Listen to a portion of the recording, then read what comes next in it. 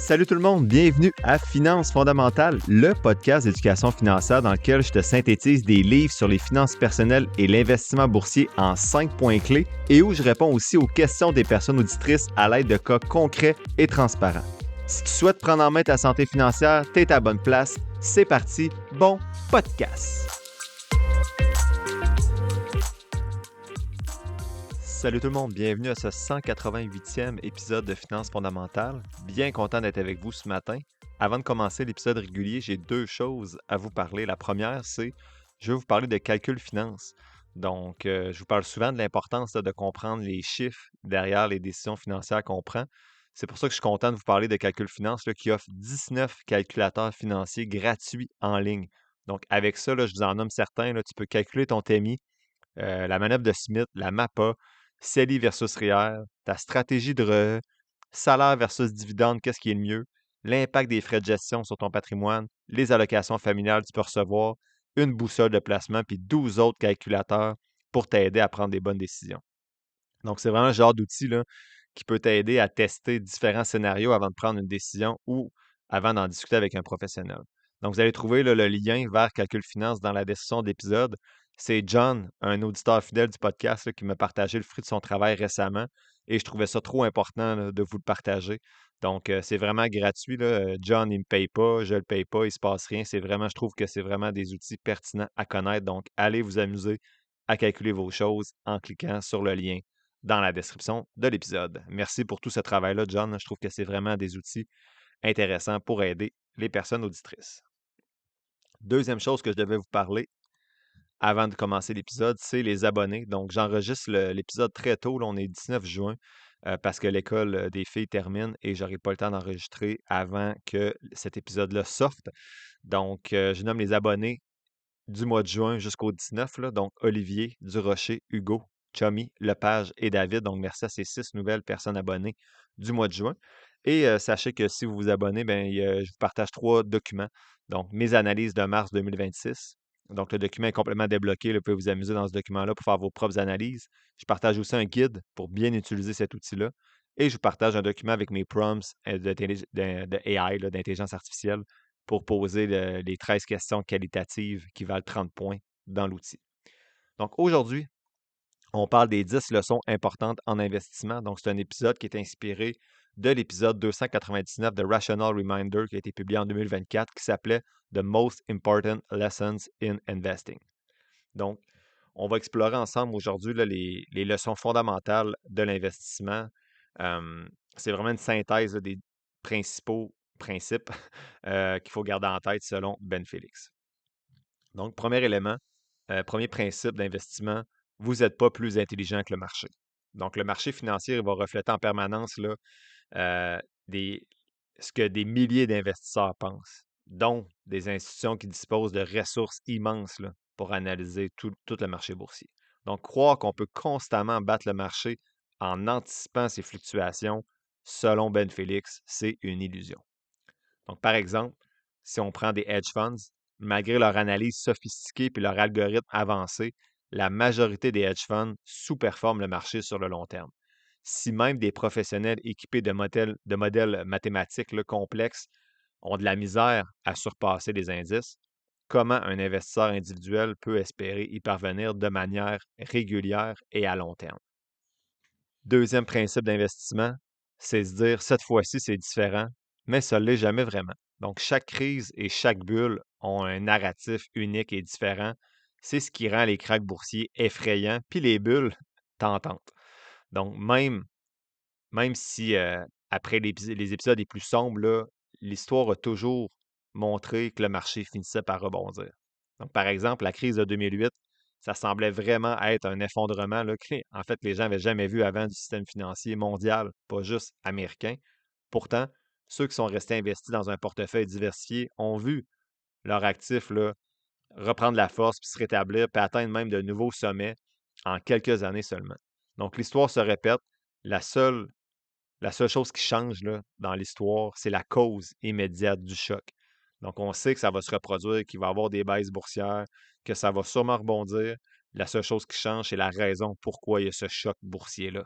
Donc, ça peut être une guerre, ça peut être une pandémie, ça peut être un problème immobilier. Donc, ça va changer, mais on sait que le principe reste le même. L'histoire s'est répétée à plusieurs reprises dans l'histoire de la bourse. Troisième principe d'investissement, c'est le marché est tourné vers l'avenir. Donc, le prix des actifs intègre déjà les attentes futures.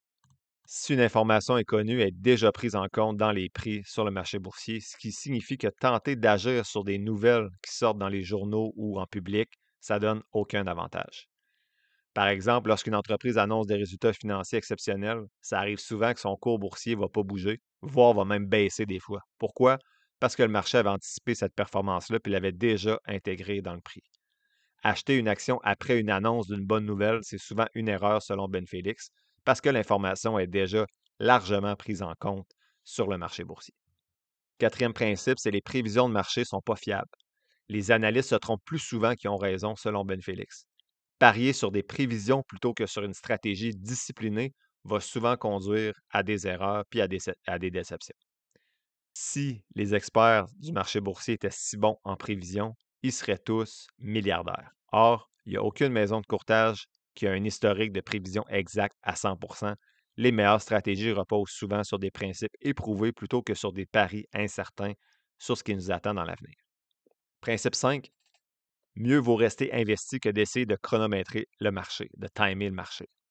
Sortir puis rentrer au bon moment, c'est presque impossible en bourse et c'est surtout impossible à répéter de manière systématique sur le long terme. L'histoire montre que ceux qui tentent de le faire sous-performent souvent ceux qui restent seulement investis sur le long terme. Si vous aviez investi 10 000 dans le SP500 en 2003 puis que vous êtes resté investi jusqu'en 2023, bien, votre capital aurait connu une croissance exponentielle.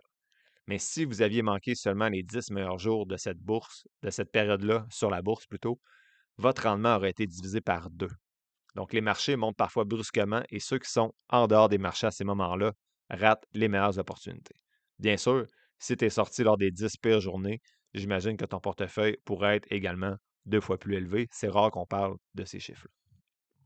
Sixième principe, la majorité des fonds actifs ne battent pas le marché. Donc, sur 10 ans, 90 des fonds actifs, selon Ben Félix, ont sous-performé leur indice de référence. Pire encore, les investisseurs tendent à choisir les fonds qui ont bien performé dans le passé, donc récemment, ce qui résulte souvent en des piètres performances dans le futur parce qu'ils achètent alors des titres qui sont surévalués. Ce phénomène-là est connu sous le nom du retour à la moyenne, donc un fonds qui a performé, qui a surperformé plutôt une année, a souvent bénéficié de conditions spécifiques qui ne vont pas se répéter dans le futur. Résultat, les investisseurs qui choisissent un fonds basé sur sa performance passée vont souvent finir assez déçus lorsque les rendements vont se normaliser dans les années qui suivent. Principe 7, c'est les conflits d'intérêts des conseillers financiers. Il y a de nombreux conseillers qui vont fonder leur valeur là, sur la sélection d'investissements, mais passer à l'investissement initial mettrait en péril leur modèle d'affaires.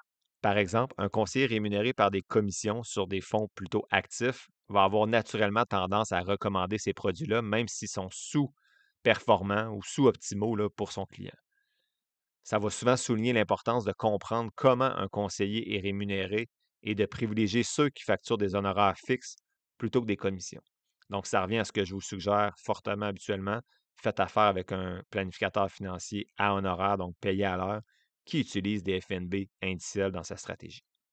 Je vous invite d'ailleurs, là, j'enregistre l'épisode le 19 juin, puis dans la semaine, cette semaine-là, donc dans la semaine du 12 juin, là, à peu près, là, ou du 14 juin, là, il y a un épisode qui est sorti sur le zéro frais de gestion avec Xavier Courchaine là, que je vous avais partagé dans les dernières semaines, derniers mois.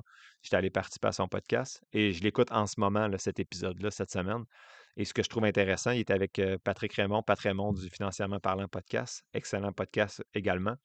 Et à un moment, Xavier est vraiment contre les frais de gestion. Puis Pat Raymond explique que ben, si on changeait le modèle d'affaires, qu'on passait de frais euh, sous gestion, là, donc des pourcentages de frais de 2-3 si on passait tous les planificateurs financiers à des frais honoraires, donc payés à l'heure, ça détruirait peut-être l'industrie parce que lui, par exemple, il expliquait que quand tu vends ta business comme planif financier, ben, tu vends des contrats sous gestion. Donc, ça prend de la valeur. Exemple, tu as 200 000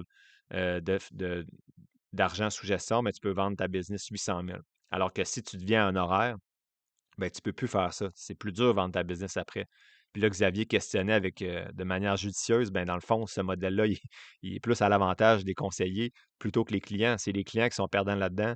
Si Parce que, en fait, Xavier disait, on s'en fout un peu là, que le planif soit plus capable de vendre son entreprise si ça fait en sorte que le client, la personne qui fait affaire avec lui, n'a pas les meilleurs services et paye plus cher pour financer la vente de l'entreprise du conseiller financier à la fin, là. Donc, pour moi, ça n'a aucun sens, ce modèle d'affaires-là. Et j'étais bien d'accord avec Xavier qui questionnait Pat, là, que finalement, le modèle actuel est vraiment plus payant pour les conseillers que pour les clients. Parce que dites-vous que si la personne réussit à vendre sa business 800 000 à la fin, ben, c'est parce que ce 800 000-là, il se fait sur le dos des clients, assurément. Et ce qui est intéressant, c'est que, tu sais, Pat, il disait, le format ne fonctionnera plus parce que je ne pourrai plus vendre l'entreprise. Les conseillers ne pourront plus vendre leur entreprise à la fin, ça va être moins intéressant. Ben, Chris, qu'ils fassent comme tout le monde, qui charge, exemple, ils peuvent charger 200 pièces de l'heure, là, puis mets 20 de ton salaire de côté pour ta retraite. C'est ce que tu dis à tes clients de faire.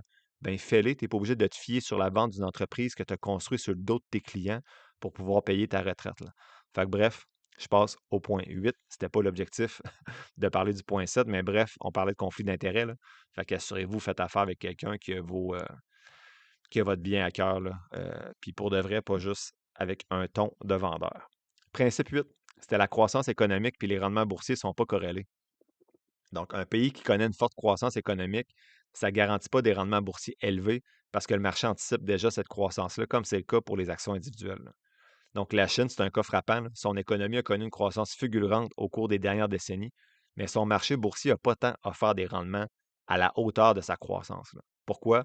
Parce que cette croissance-là était déjà largement intégrée dans le prix des actions avant même que la croissance fulgurante de la Chine commence dans les dernières décennies. Donc, assurément, il y a d'autres facteurs comme le risque politique et réglementaire, mais il y a également le fait que c'était déjà intégré dans les prix. Principe 9, la planification financière prime sur la gestion de portefeuille. Donc, un bon portefeuille ne peut pas compenser un taux d'épargne insuffisant, des frais trop élevés ou une absence de stratégie, là. Il y a beaucoup d'investisseurs qui vont passer trop de temps à choisir leurs actions et trop peu de temps à optimiser leur budget, leur fiscalité ou leur planification successorale. Pourtant, maximiser son taux d'épargne et minimiser les frais d'investissement ont un impact beaucoup plus grand sur ta richesse future que la sélection d'actions individuelles ou un rendement de 0,5 de plus chaque année. Et enfin, le 10e et dernier principe pour aujourd'hui, c'est la diversification est ton meilleur allié.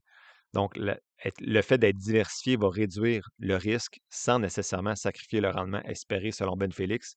Et contrairement à une idée reçue, détenir seulement 30 à 50 actions, ça ne suffit pas toujours pour avoir une diversification là, qui est efficace. Pourquoi? Bien, la diversification, ça ne consiste pas seulement à posséder plusieurs actions, mais à s'assurer aussi que ces actions-là sont réparties sur différents secteurs, différentes zones géographiques et différentes classes d'actifs. Un portefeuille composé uniquement là, d'actions technologiques américaines, par exemple, même si elles sont nombreuses, ces actions-là, ben, c'est beaucoup plus risqué qu'un portefeuille global qui intègre des obligations, des actifs immobiliers et plusieurs régions géographiques. Donc, en conclusion de cet épisode-là, les 10 principes d'un bon investissement sont assez simples, là. Être discipliné, diversifier, minimiser les frais, puis rester investi à long terme. L'illusion de battre le marché ou de prédire l'avenir est souvent coûteuse. Mieux vaut s'appuyer sur une stratégie plutôt robuste et durable. L'investissement est une science presque résolue. Les bases là, pour bien investir sont connues et accessibles à tout le monde. Les bases de l'investissement qui sont largement validées par la recherche et accessibles à tous là, reposent sur les principes suivants. Ce n'est pas plus compliqué que ça. Un, tu veux des faibles coûts. Donc, minimiser les frais de gestion, minimiser les frais de transaction, parce que ça va réduire tes rendements nets au final. Donc, l'investissement indiciel est une solution assez efficace là, pour investir à faible coût. Deux, diversification. Donc, tu veux répartir tes investissements sur différentes classes d'actifs, secteurs, zones géographiques pour réduire le risque spécifique à une entreprise, un secteur ou une région. Donc, les FNB permettent également de faire ça à travers des FNB indiciels. On veut être discipliné puis avoir un horizon à long terme. C'est le troisième élément important lorsqu'on investit. On veut rester investi en toutes circonstances, éviter les réactions qui sont impulsives là, face aux fluctuations du marché, puis on veut vraiment adopter une perspective à long terme. La quatrième base que je retiens, c'est d'accepter le compromis risque-rendement. Donc, les rendements attendus plus élevés impliquent d'accepter une volatilité plus grande. C'est essentiel d'évaluer son appétit là, pour le risque avant d'investir. 5, éviter le market timing. Donc, tenter d'anticiper les mouvements du marché, c'est vraiment inefficace, là. On le voit dans plusieurs livres et notamment dans ce podcast-là de Ben Félix. Donc, l'approche gagnante, c'est plutôt d'investir régulièrement là, sans chercher à prédire les hauts et les bas du marché. Ensuite, sixième base de l'investissement, c'est d'investir de manière indicielle plutôt que de manière active. Donc, la majorité, le 90% des fonds actifs vont sous-performer leur indice sur le long terme après les frais. Donc, un portefeuille indiciel, comme on le voit souvent, va offrir la meilleure probabilité de succès. Septième base qui ressort, c'est de prendre en compte la fiscalité et les frais. Donc, on veut choisir des placements qui sont fiscalement avantageux et limiter les transactions pour maximiser les rendements nets après impôt. Huitième base, il y en a 9, c'est la planification financière globale. Donc, avoir un bon portefeuille ne peut pas compenser un manque d'épargne. Il faut que tu sois capable de mettre de l'argent dans ton compte de courtage.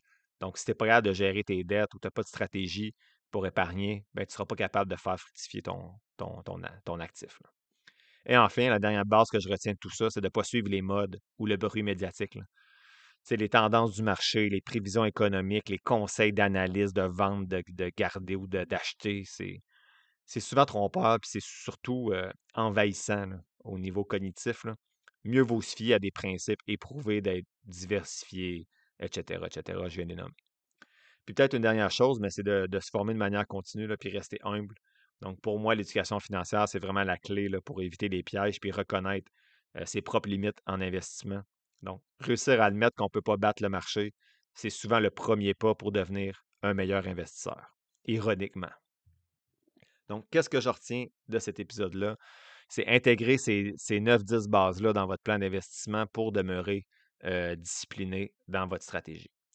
La semaine prochaine, j'ai vraiment hâte d'enregistrer cet épisode-là. J'ai fini de lire 7 études scientifiques sur les stratégies de décaissement, donc 60-40 versus les bucket strategy, les tiroirs, les seaux plutôt que j'avais dit. Donc, j'ai vraiment hâte de faire cette validation scientifique-là, cette première validation scientifique-là avec vous sur le podcast. Jeudi, il y a l'épisode des abonnés numéro 38 qui sort. Donc, je vais parler du compte S-Qualité chez Desjardins. Je vais répondre à François qui se questionne sur la gestion active versus la gestion passive après un article de Fabien Major. Mélanie qui se questionnait CELI versus REER. On revient un petit peu à la chronique de Christine à travers ça. Et Caroline, quand on investit des petits montants dans un CELI, à quel moment ça devient assez significatif avec le temps? Je ne vois pas ça grossir assez vite. Donc, bien hâte à la semaine prochaine. Passez une belle journée. L'épisode tire à sa fin, j'espère que tu l'as apprécié. Si c'est le cas, je t'invite à le partager et à t'abonner au podcast, en plus de mettre quelques étoiles ou de le liker selon la plateforme sur laquelle tu m'écoutes. Tous les liens pour me soutenir sont quelque part dans la description de l'épisode. N'oublie pas que les informations communiquées dans le podcast sont dans un but strictement éducatif, ce ne sont pas des conseils financiers. Je t'invite à consulter un professionnel pour des conseils spécifiques à ta situation parce que je ne peux pas être tenu responsable de tes décisions financières. Comme je le dis depuis un petit bout, je ne suis pas un expert, prends donc pas ce que je dis pour du cash, fais toujours tes propres recherches. Sur ce, merci d'avoir passé un peu de temps avec moi aujourd'hui et on se voit dans le prochain épisode de Finances fondamentales.